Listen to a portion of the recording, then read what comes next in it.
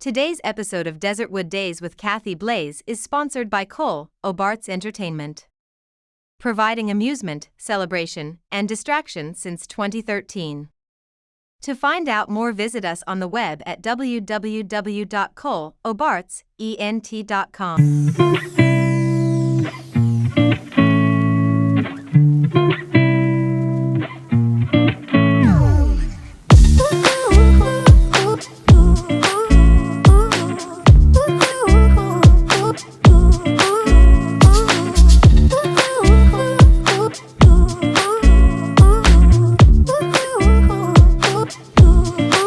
Welcome back to Desertwood Days. Today's special guest is Ms. Ilana Lydia, and she's an artistic director of B3 Theater. Let's welcome Ilana. Hello there. Hello. Thank you so much for having me. Such a pleasure. Thank you. You look so beautiful in purple. Oh, thanks. That's one of my favorite colors. Mine too. How are you today? I'm wonderful today. Awesome. Thank you for having me. Awesome. I want to have you because I'm so excited about your new production that you have airing next week, which is such a pleasure. But before we get to that, we want to learn a little bit about Ilana. So, Ilana, are you a native of Arizona? I am. I'm from Phoenix. Okay. And I went to school in Dallas and Utah for my graduate work. Okay. You know what I love when we have our natives here on the show. So you're an artistic director for B3 Theater. Yes. Can you tell us a little bit what was it that got you into the theater industry?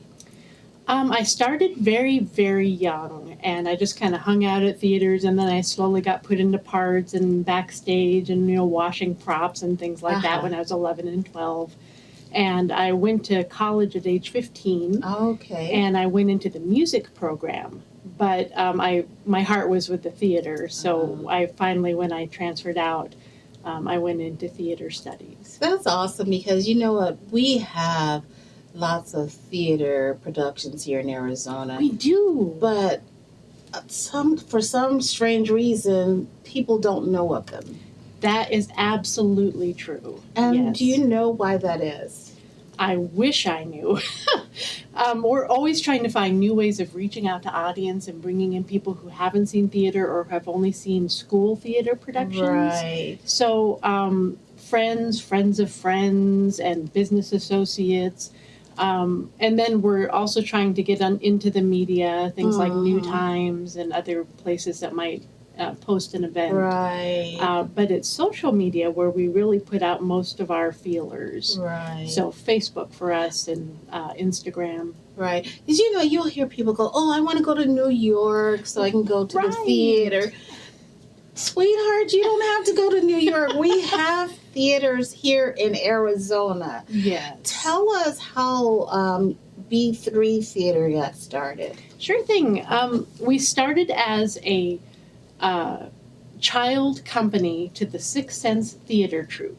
Okay. And it was actually a comedy troupe, and they wanted to have a serious wing. So they did Black Box Productions, B3 Theater. Okay. And I took over on the second production, and we started doing things which were more elaborate and not just bare black box. So our 3 B's got to stand for Be Bold, Be Brazen, and Be Brilliant. So those are our B's now. For our audience that don't know what black box, explain what that is. So a black box is just a very simple way of doing theater in an all-black room with just chairs set up and basically no furniture except for boxes. Okay. Yeah. Okay. So you're the artistic director. Yes. Tell us what that means to be an artistic director. Oh, gosh. It means I do absolutely everything that needs to be done at some point, from cleaning the bathrooms to selling the tickets. Very artistic. Very artistic, yes. Lots of administrative stuff, lots of stuff with grants and grant writing and all that. But the joy of the thing is in working with the people, getting to work with actors and getting to work with playwrights and, just the whole wide spectrum of people that you get to work with in a theater. Do you write yourself also? I do. Okay. Yes. Some of my productions have been put on by B3. We had one last year, which was up for a Zonia Award. Oh, congratulations! Yay, thank you. Congratulations! That is awesome. And you know what? I want to get back into the theater and why, as a native of Arizona, I can tell you, growing up, I probably only went to one stage play. Wow. And you never really heard about other stage plays. Sure. So that is something that really has to change. Yes, it really That does. really does, because I know so many theater actors. Yes. Now we have Black Theater Troupe is another we do. one. Yes. And, you know, we have to get this out there that, I mean, we hear about filmmakers all the time. Right. Indie filmmakers. But there's so much work being done in the theater Yes. field also, and we have to get that out there. And they're different kinds of stories too. Yes. So your perspective is incomplete if you just see the films. Right. You really don't get the full idea of what's being talked about and thought about unless you see the Right. theater as well. And that's so true, because, you know, a lot of times some of these huge films that people just love initiated on the stage. Yes. Yes. And they don't even realize that. Right. They just know that I love the color purple. I love Sure. this Raisin in the Sun. Sure.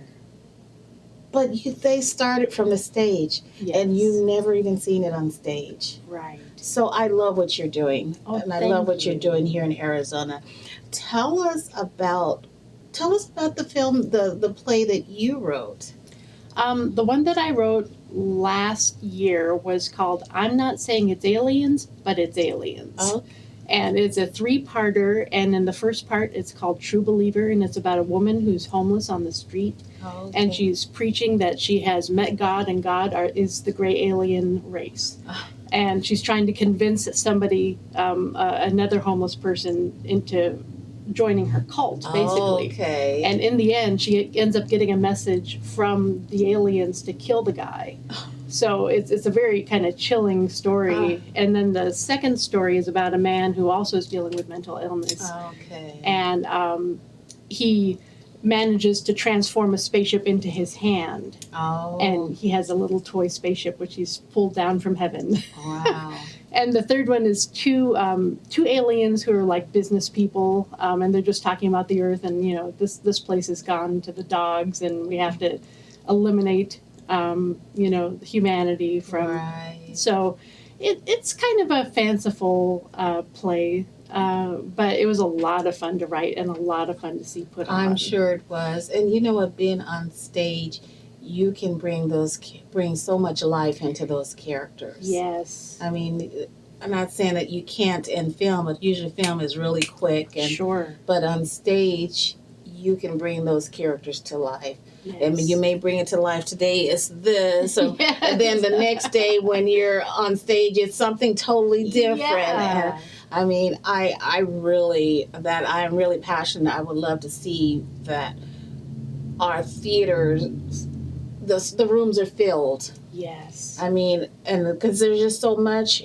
out there for our people here in Arizona to go see and enjoy Yes. when it comes to theater, to learn and to love. Yes, and that's my dream as well, is to see full theaters. And it doesn't matter to me what kind of theater. You know, it could be Right. any kind of subject matter, just to see Right. people engaging in performance and with each other as audience members. That's a beautiful thing. Right? Because, you know, they think they have to leave their own environment, their own backyard to go see theater. Right. I have to go to New York, or I have to go to LA, or I have to go Right. here to see theater when we have so much talent here in Arizona. Yes, we do. That's what the thing is. We have so much talent here in Arizona. And a lot of the talent that we're seeing may be coming from New York or Sometimes LA. it is, yeah. Yes. Or on its way there, they're Right. back. Or you have a playwright that's sending their material here to Arizona. Yes. And that that happens too. Right. That play that you want to see in New York could Starts here. Yes. Yeah, it can. That is Absolutely. fabulous. So for someone that's interested in being in theater, what would you suggest that how they should start? If they're interested in performing, then audition. Just go to all the auditions. There is an audition website called durantcom.com, and she posts everything for free, and you can see them all for free. And it's a great resource that we have here in the Valley. Okay. So that would be my suggestion for actors. If you're a technician, you're so in demand. Yeah. You could walk up to any theater and say, I want to do props, I want to do set, I want to do lights, and people will Right. just snatch you up. Right. So if you just make up your mind you want to experiment with one show, just find a theater and go volunteer, and soon you'll probably be landing paying gigs. So, Ilana, we were talking about someone that may be interested in working in theater, and as you stated, there's lots of roles in theater. So many opportunities. Right. And if you have a good audition, it doesn't matter that you don't have a big track record. Right. You can walk in and we're going to see a picture of a person who walked in and got the lead for a role for her first time ever, just walking in. She just got it because she's fantastic. Right. And you know what? There's wardrobe, there's craft services. Yes.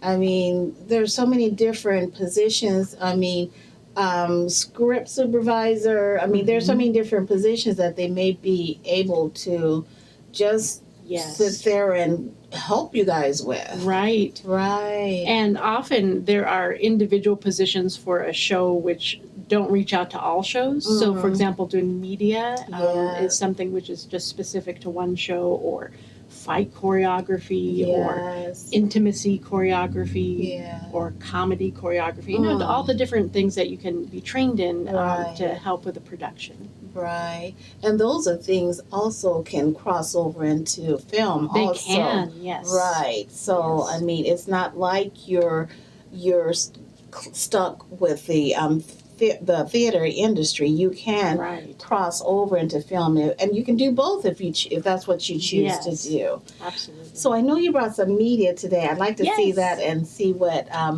we have here. Okay, so this first picture is of a woman on stage, which I wrote and directed.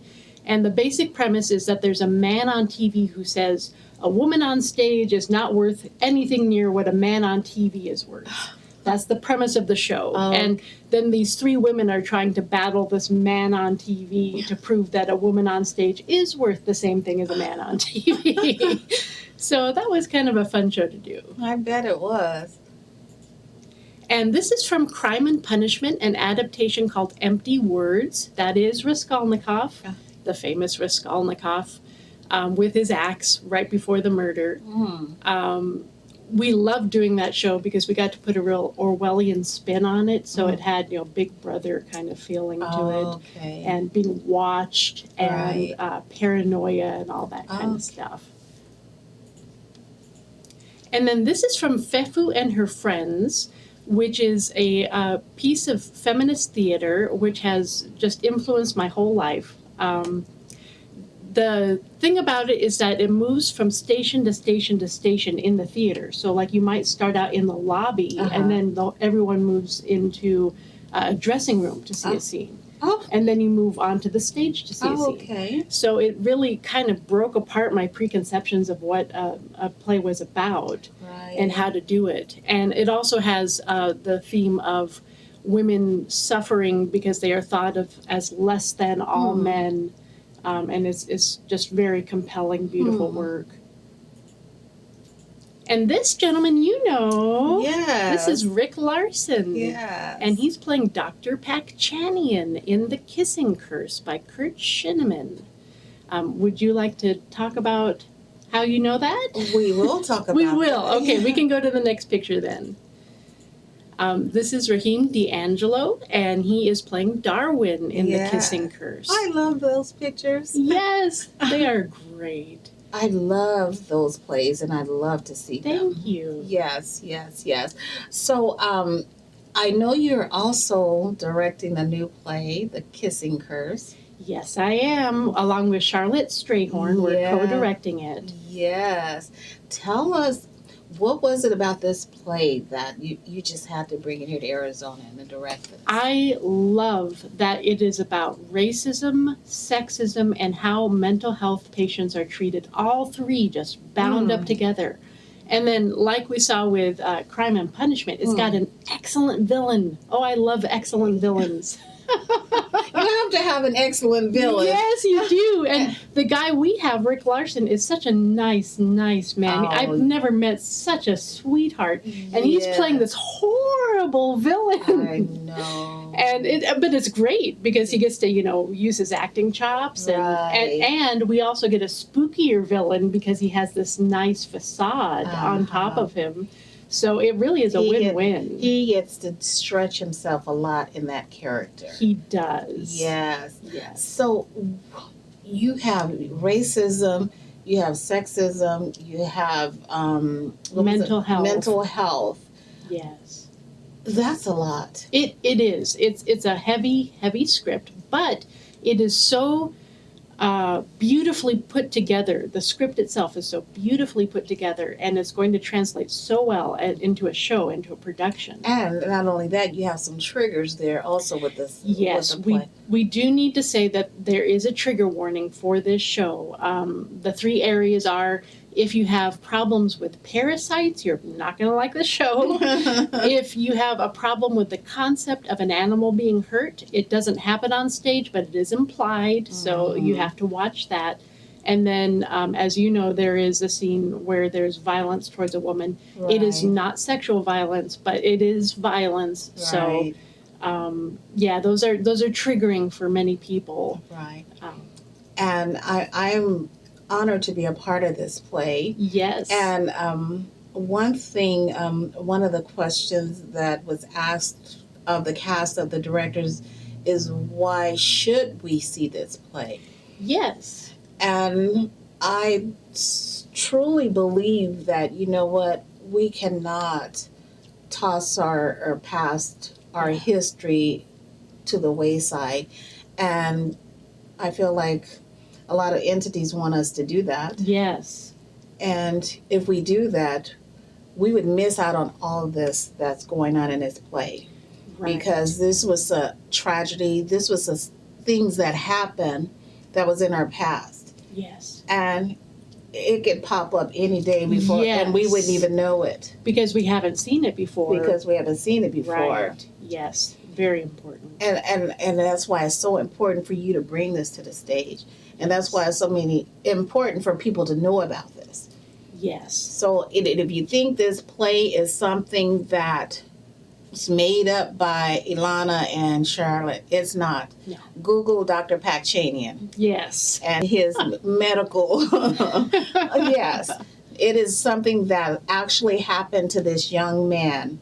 I mean, he was pretty much tortured. Yes, tortured. Absolutely. Yes. For $21. For $21. And which he didn't get the full $21. Yeah. Well, he didn't get to ever spend it or use it. Right. According to the parameters of the play. So when we think of theater and plays and filmography, this is something that people are bringing life to the stage or to the theaters for us to see and remember. Yes.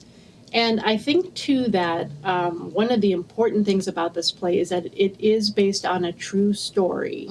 That there are facts which were researched by Kurt Shinneman in the University of Austin library, and he was able to see pictures of the patient of Darwin, although that wasn't his name. Right. And he was able to see the damage that was done to this individual based on what the doctor wanted to do, which was prove that a parasite can be transmitted through certain bugs, the kissing bug.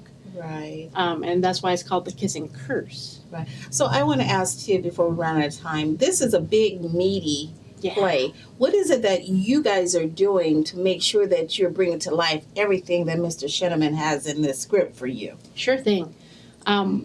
2 aspects of that. One is the acting, and the other is the design. We cast very good actors, and we are very proud of our acting pool. And we are working with our actors to bring out the nuances of character. And then with the designs, we have some fantastic designers. Chris Perino, who's our composer, is composing an original work for the overture, as well as noises which will accompany certain parasitic moments in the play. He's having so much fun with that. But I think all of our designers, have gone above and beyond. That's awesome. And tell us when is this play? Yes. And where? It's at ASU Care, which is Scottsdale Road and Rose. And it is at 7 o'clock on the 29th of September, the 30th of September, and the 1st of October. Wonderful. And where can they get tickets for this? From Ticketmaster. Okay. And where can our audience find you? You can find us at b3theater.com. And you can also find us on Facebook under B3 Productions. Wonderful. Thank you. It was such a pleasure to have you here with us today. Thank you. And we look forward to the play. Yes, I will be there. Yes, yes. And thank you for joining us here today on Desertwood Days, and we'll catch you next time.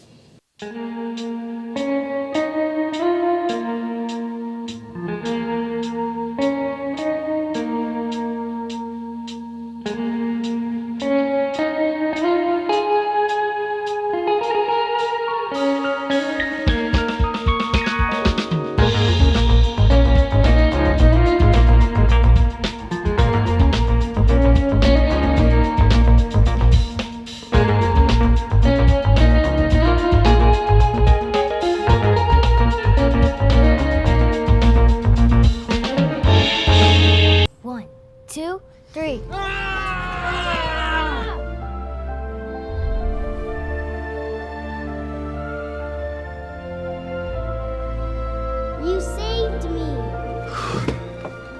Dad? Are you okay?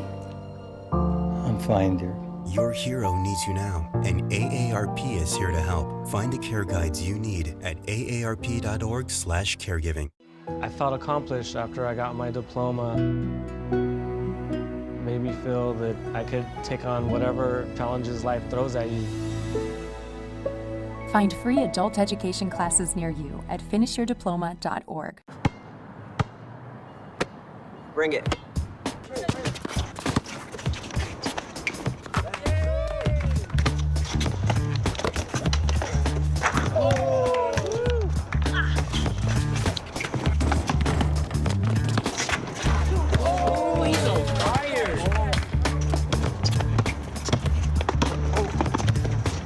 Time out, guys. I'm late to dinner. My mom's gonna kill me. Catch you guys later. Mom wants us home. Okay. Bye, guys. You guys need a ride? Sure. Yeah. All right. How about some one-on-one? I gotta go eat, man. Sorry, I'll see you later.